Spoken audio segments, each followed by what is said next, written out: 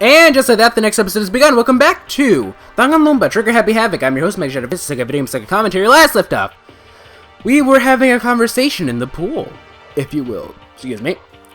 So let's go and continue without further ado. You want to get stronger? I have to say, that's kind of unexpected. But I'm not even brave enough to step foot into the locker room. Huh? You don't even want to go into the locker room? It's not that I don't want to, it's just... I don't get it. Is she afraid of locker rooms or something? That's a pretty weird phobia, though. Makoto, you're so dense. Alright, Celeste. The second floor has opened up. The living room area has grown and a number of facilities are now available. Whatever else is going on, I must admit things have been made much more comfortable for us. If things continue like this, the occasional class trial may not be so bad. Alright, let's see what else we have here. Well, we have a lot of stuff that we can interact with. First of all, we have the little paddle boards, if you will. There are a bunch of different pool-related items on the shelf. And money, of course. 94. Let's look at this. Is this some kind of card reader? I wonder what it's for.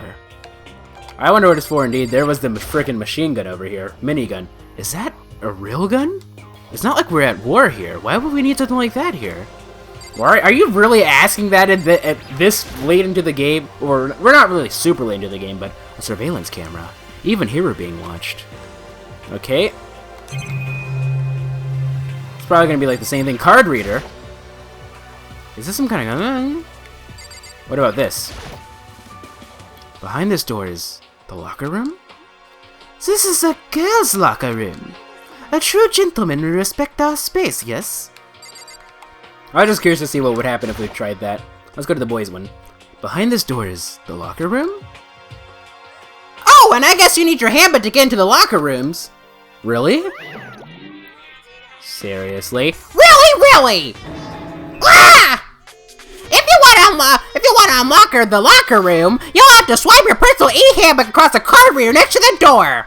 However, to ensure maximum security within each locker room, only a boys' handbook can open the boys' locker room, and the same goes for the girls.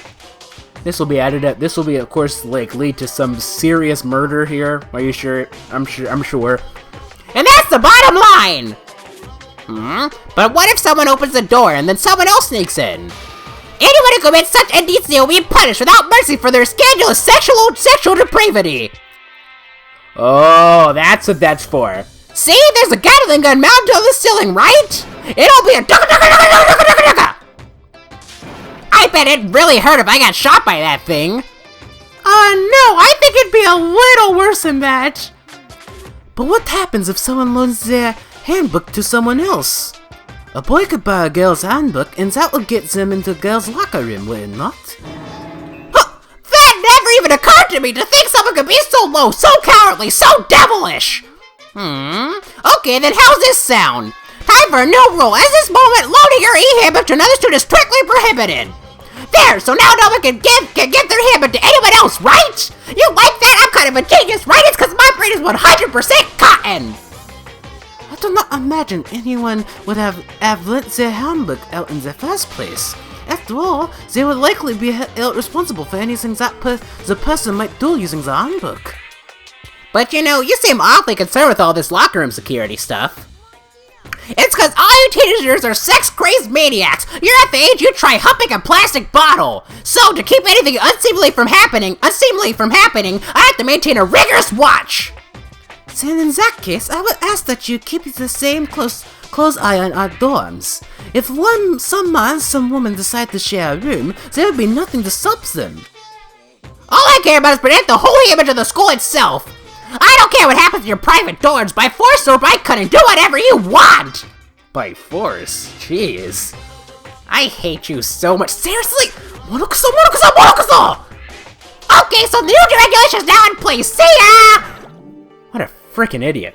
Man, that stupid bear totally ruined my mood. Maybe I'll go take a dip to cheer myself up.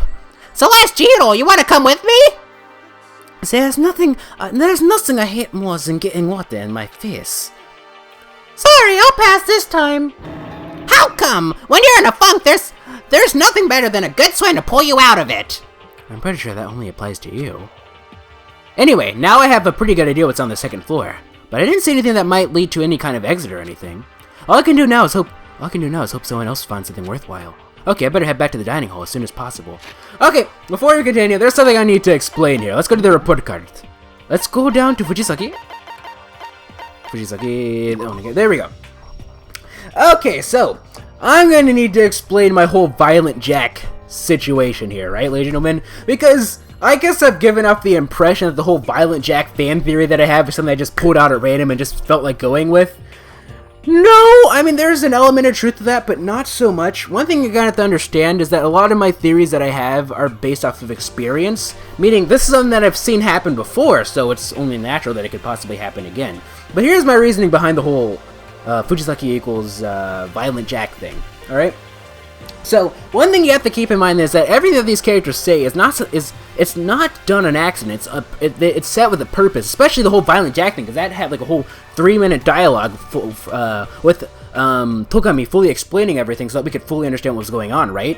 So like, just so that we as the readers could fully understand what the whole Violent Jack thing is, that means that it's something very, very important. Now from a writing perspective, that would be for one of two reasons. Either A, because it directly involves the immediate characters, or B, it's for world building, where they're just doing a subtle nod or a tie-in to an event that'll happen in maybe the second game or so.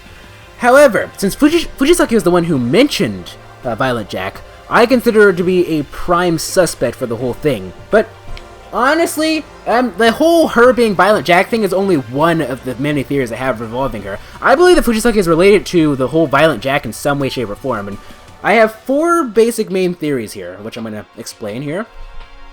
One is the one that I've been, so adamant about, which is that Fujisaki is Violent Jack, right? She's Violent Jack, she's the one that's been committing the murders, whatever. The second one is that she's related to Violent Jack for somehow. Like, perhaps she's like Violent Jack's daughter or something. Like, Violent Jack was like her father or something, maybe her mother even. We don't know Violent Jack's gender. Like, they just call him Violent Jack, but no one knows his identity. For all we know, Violent Jack could be a girl. Seriously. So, there's that. Or three, which is a combination of the first two, is that she is both Violent Jack and the daughter of Violent Jack, and that Violent Jack is really just a title that passes down. Violent Jack is just like a title that passes down from like generation to generation, kind of like the like the killer in like Ace Attorney, kind of like that.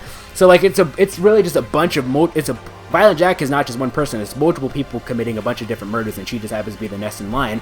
Or the fourth one, which is also, honestly, I think probably the most realistic, maybe, is that none of the above. In actuality, she's not related to Violent Jack at all. She just happens to be a crazed fanatic, and that she might use this whole situation to recreate one of those murders because she's kind of like an obsessive fangirl of some sorts, perhaps. But yeah, so yeah, that's just one of those things. That's my whole theory behind everything. It's not like I just pulled it out at random. It's not like I didn't think about it at all. I did. I mean, if you've watched my videos for a while now, you know that I make a lot of crazy predictions, but I am wrong sometimes, but a lot of times I am right, which has led me to, I guess, trust even my craziest predictions. But yeah, I mean, it is what it is. Until it's proven wrong, I'm going to act upon it, and if that bothers you, or you find it annoying in any way, shape, or form, well, too bad. It is what it is. Anyway, let's go ahead and save while we're at it, huh? Save over slot 2, please.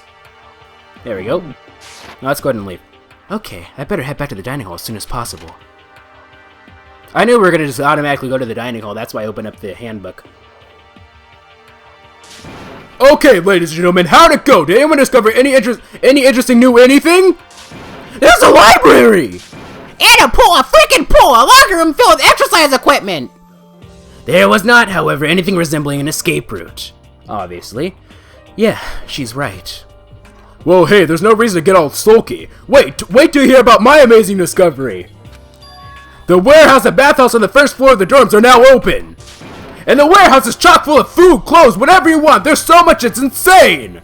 So go ahead and stuff yourself to the gills whenever you feel like it.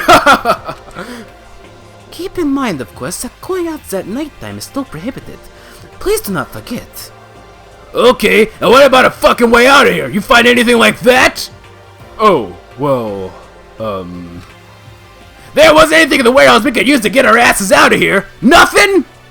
Unfortunately, no. Not that I saw. You fucking people! Who gives a shit if we have a goddamn pool in our warehouse or whatever the fuck? We're still trapped in this piece of shit school! We need to find a goddamn way out! No, there's no point in taking your anger out on us. Adaptation is the key, yes? For now, we must each find a way to enjoy our current situation. Whatever you say, you fucking loon! For now, let's just continue our investigation and let everyone know if you should discover something. So, are we done for today? Well, yeah, I guess so. The air seemed to suddenly grow heavy again. Was this the mastermind's plan? To give us hope just to turn around and betray that hope?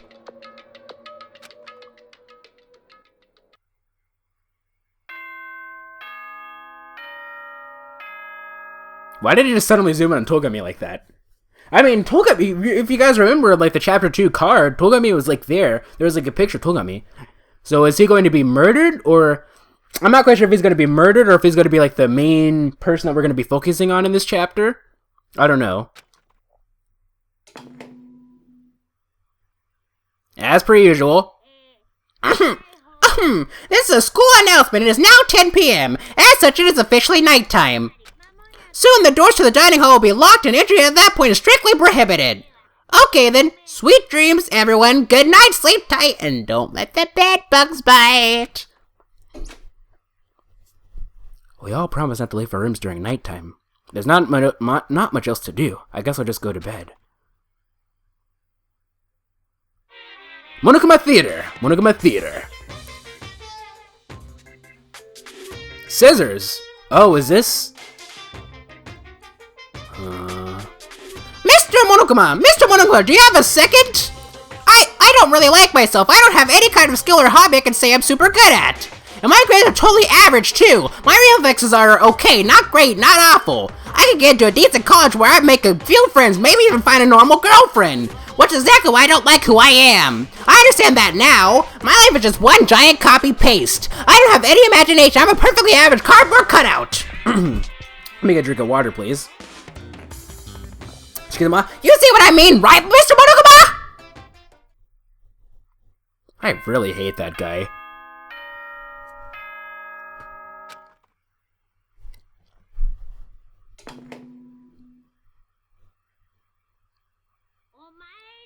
Good morning, everyone! It is now 7 a.m. and nighttime is officially over. Time to rise and shine! Get ready to greet another beautiful day! Oh, that's right! I want to let you know that your e-handbooks have been updated.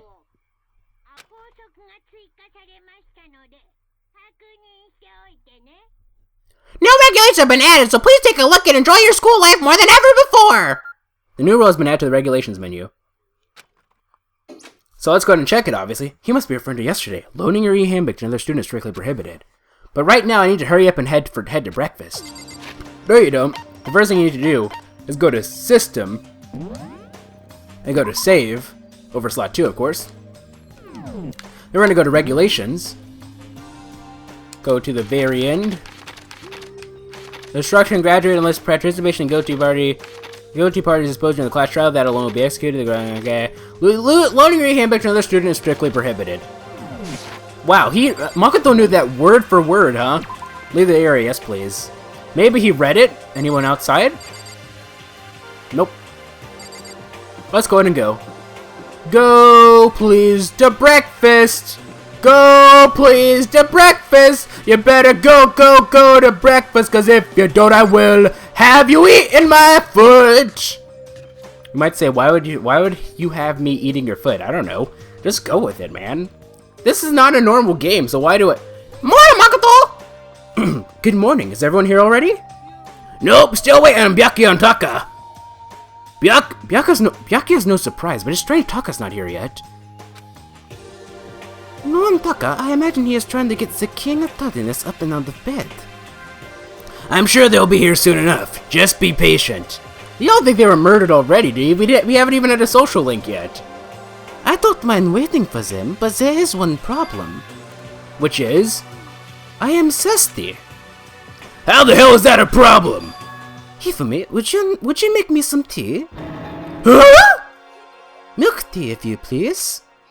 Why me? Your roundish figure reminds me of the owner of a coffee shop I used to frequent. That's your reason? I can feel my throat dying out. Quickly, please. Okay! Apparently unable to refuse Celeste's order, Hifumi skulked his way into the kitchen, and a few minutes later... Thank you for waiting! Hifumi reappeared with tray in hand, the gentle aroma growing stronger as he approached. Finally. You could have made some for the rest of us, you know.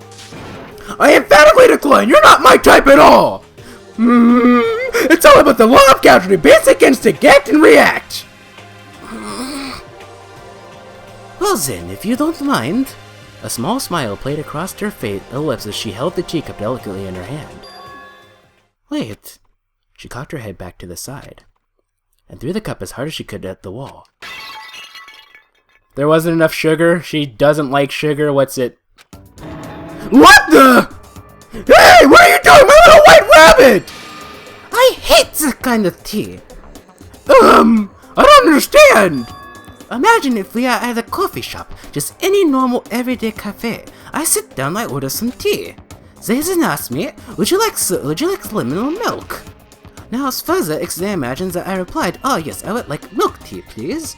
In this case, along with my tea, they may bring me a small container of milk, yes? But this is not for me. I am one of those who prefers the milk to be part of the process of the outset. The fragrance is just so overwhelmingly sweet that way. Adding milk or lemon right before you drink is like dousing your fries in ketchup. Mere condiments! Well, I agree with her on that, actually. Whenever looking for a cafe, I first review their menu to see if it offers the proper style of milk tea. And I cannot acknowledge any milk tea that does not add the milk during the brewing process. If I had to describe our shared reaction to what we just heard, I'd have to go with wide-eyed bewilderment. I went to all that trouble to make you that tea! You wanted me to go even further? Yes, I realize it can be a bit of a hassle. Even if cafes that offer proper milk tea, it is always more expensive than simple tea with milk.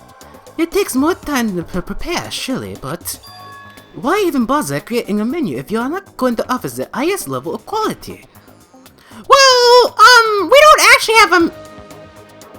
we don't actually have a menu! That does not matter! Hurry up and bring me that I asked for, swine! What?!